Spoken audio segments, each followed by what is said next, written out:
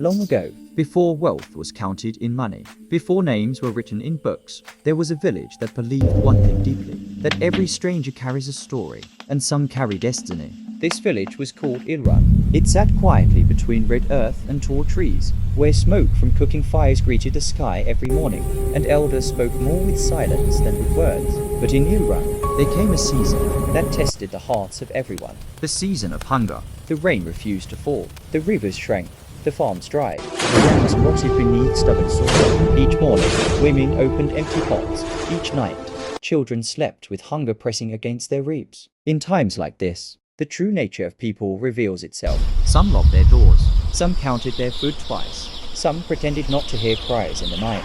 And then, there was Nike. Nike was a woman of no importance in the village. No title, no husband, no wealth. Her husband had died many seasons before the famine came. Her children, 3 of them, had learned early that life does not wait for tears. She owned a hut with weak walls, a cooking pot with a cracked side, and one small basket of dried grains. Every morning, she measured the grains with careful fingers. Not enough, never enough. Yet, each morning, she still said, "As long as we wake up, we have not finished living." One evening, as the sun bled into the earth, a stranger walked into Ilorun. His clothes were torn, dust clung to his skin. His steps were heavy, like a man who had walked longer than hope. He knocked on many doors. One evening, as the sun bled into the earth, a stranger walked into Ilorun. His clothes were torn, dust clung to his skin. His steps were heavy, like a man who had walked longer than hope. One by one, they closed. Some pretended not to hear. Some whispered, fearful tone. These are hard times. By the time the moon rose, the stranger stood weak, alone, hungry. Then, he reached Nike's hut. The knock was soft. Nike opened the door. She saw the stranger's eyes. Not begging, just tired. He spoke quietly. "Mother, I have not eaten today." Nike looked back into her hut. Her children sat silently. The pot was already on fire. Inside it was food meant to be shared by 4.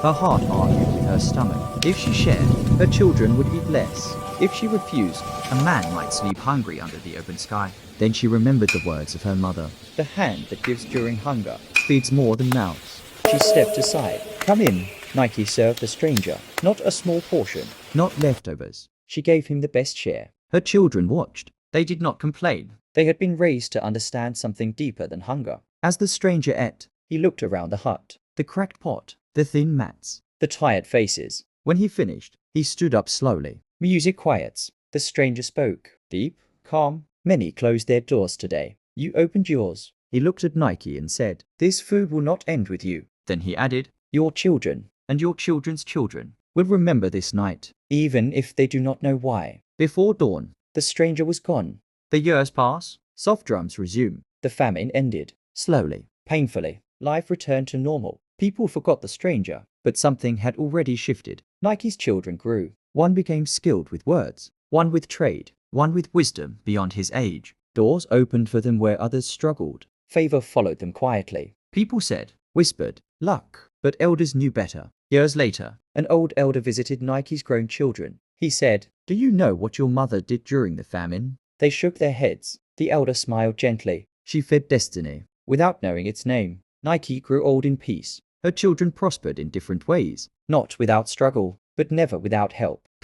And her grandchildren, they walked with a favor that could not be explained. Because one night, a woman chose compassion over fear. Music fades slowly. One act of kindness can feed generations.